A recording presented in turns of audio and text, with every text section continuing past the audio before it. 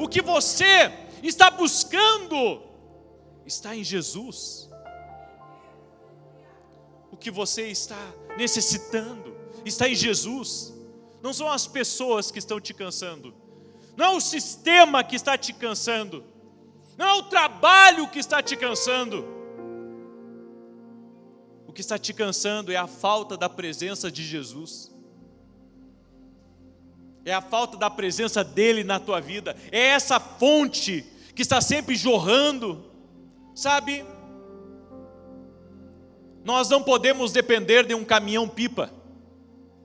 Quantos gostam de ter água encanada em casa? Agora imagina se um caminhão-pipa tivesse que uma vez por semana ir lá encher suas caixas d'água. Que transtorno! Daí acaba a água, liga para o caminhão para encher de novo a caixa. Bem, se você tiver uma intimidade com Jesus, com a presença de Jesus, você vai ter água todo santo dia. Todo santo dia. E olha que maravilhoso que aconteceu em João capítulo 4. Eu quero ler essa passagem com você, porque é algo maravilhoso que acontece aqui. João capítulo 4, verso 4. Você precisa da revelação de Deus para encher os lugares secos da tua vida. E comece a se perguntar agora: o que está seco na minha vida? O que está seco? O que eu não tenho mais alegria na minha vida? O que está faltando aí na minha vida? João capítulo 4, verso 4 diz assim: e era-lhe necessário passar por Samaria. Chegou, pois, a uma cidade de Samaria chamada Sicar, junto da herdade que Jacó dera a seu filho José.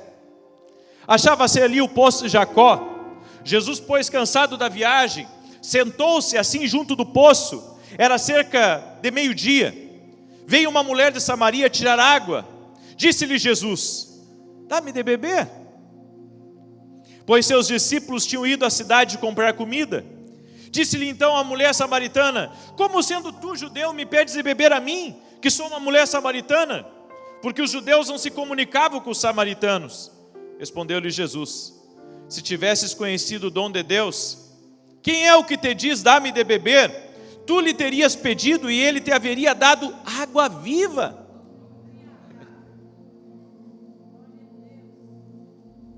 Disse-lhe a mulher: Senhor, tu não tens com que tirá-la, e o poço é fundo, de onde pois tens essa água viva? És tu porventura maior do que o nosso pai Jacó, que nos deu o poço, do qual também ele mesmo bebeu, e os filhos e o seu gado? Replicou-lhe Jesus: todo que beber dessa água tornará a ter sede, mas aquele que beber da água que eu lhe der nunca terá sede. Pelo contrário, a água que eu lhe der se fará nele uma fonte de água que jorre para a vida eterna. Disse-lhe a mulher: Senhor, dá-me dessa água, para que eu não tenha mais sede, nem venha aqui tirá-la. Disse-lhe Jesus: vai, chama teu marido e vem cá. Respondeu a mulher: não tenho marido. Disse-lhe Jesus: disseste bem, não tenho marido, porque 5 maridos tiveste, e o que agora tens não é teu marido. Isso disseste com verdade. Disse-lhe a mulher: Senhor, vejo que és profeta. Jesus estava nesse poço, e chegou uma mulher samaritana para pegar água no poço. E Jesus disse para ela: me dá um pouco dessa água.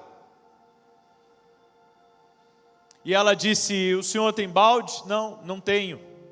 Mas se você me pedir água, ele disse para ela: se você me pedir, eu tenho água viva para dar. E ela disse assim: mas como é que o senhor vai tirar a água? E daí então, sabe, Jesus começa a falar da água viva para ela. Uma água que quem bebe dessa água constantemente não tem mais sede. Você não precisa, sabe, ficar correndo de uma aventura atrás de outra aventura. Você não precisa estar correndo em busca de coisa mais coisa para te contentar. Porque a água que vem de Jesus, ela sacia a alma do homem. Ela sacia o interior, a secura do homem. Então, sabe, Jesus disse: chama teu marido aqui.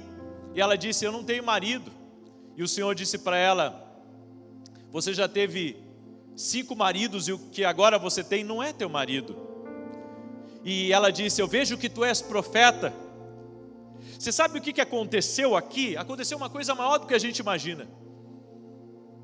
Jesus viu uma secura nessa mulher. Jesus viu um lugar seco, um lugar árido. Jesus viu que ela estava cansada de implorar por um abraço, cansada de implorar para que alguém deitasse com ela. Jesus disse a ela: vá, chama teu marido. E ela disse: eu não tenho.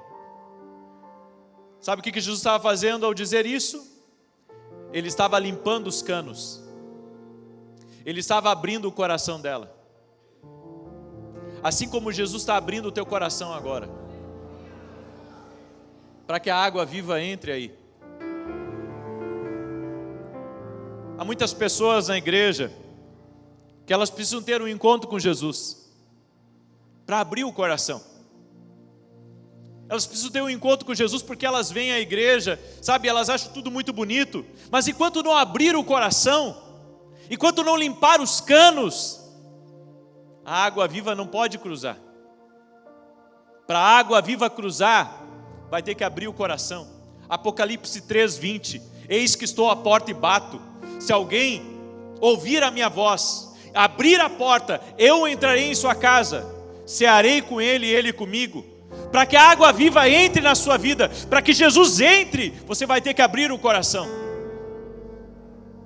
Às vezes, nós viemos à igreja, mas nós estamos armados de preconceitos, estamos resistentes, muitas vezes há uma cultura errada, há um espírito de religiosidade, estamos magoados, já veio de outra igreja magoado, e está com o coração fechado. Se você quer receber a água viva, você vai ter que abrir o seu coração. Porque sabe, nós não podemos servir a Deus por condições. Nós temos que servir a Ele sem condições. Eu tenho que me entregar a Ele, é uma rendição total, é uma rendição completa, aonde você diz: Jesus, entra com a tua água viva em mim. Talvez haja alguém aqui como essa mulher, que se ofende com tudo, que se chateia com tudo, que está triste com todo mundo, que está precisando sempre de alguém. Esses dias eu vi uma moça, ela contando o testemunho dela para repórter, e ela dizendo que, sabe, ela nunca conseguia ficar sem ninguém, mas às vezes ela ficava com pessoas que ela não gostava daquelas pessoas, mas ela ficava porque ela precisava da necessidade de alguém com ela. Então, ela conhece Cristo. E então ela aguarda até conhecer o marido dela. Há pessoas, sabe, que elas buscam em coisas e buscam em pessoas completar uma parte da vida delas. Mas você só vai completar a sua vida em Cristo. Cristo me deu propósito de vida. Cristo me deu direção de vida. Cristo me encheu, sabe, de algo que não havia dentro de mim. É a mesma coisa que Ele vai fazer na sua vida. Então, Ele passa pelo marido dela, Ele passou pela religião dela, e Ele diz: meu povo, ela diz, meu povo adora na montanha. E vocês dizem que é na montanha de vocês que deve adorar a Deus. E Jesus disse para ela: Deus é um espírito, e aqueles que o adoram, eu adoro em espírito e em verdade. Água e adoração estão misturados. Não tem como você beber da água viva de Cristo e não ser um adorador. Deus é espírito, sabe, eu não posso estar agarrado às paredes desse lugar, ou à placa desse lugar, não, eu tenho que estar adorando Deus em espírito. E se eu tivesse que ficar embaixo de uma árvore, ali eu ficaria, porque a minha adoração, ela só flui quando Jesus está junto. Eu quero que você diga para a pessoa que está ao seu lado: água e adoração se misturam.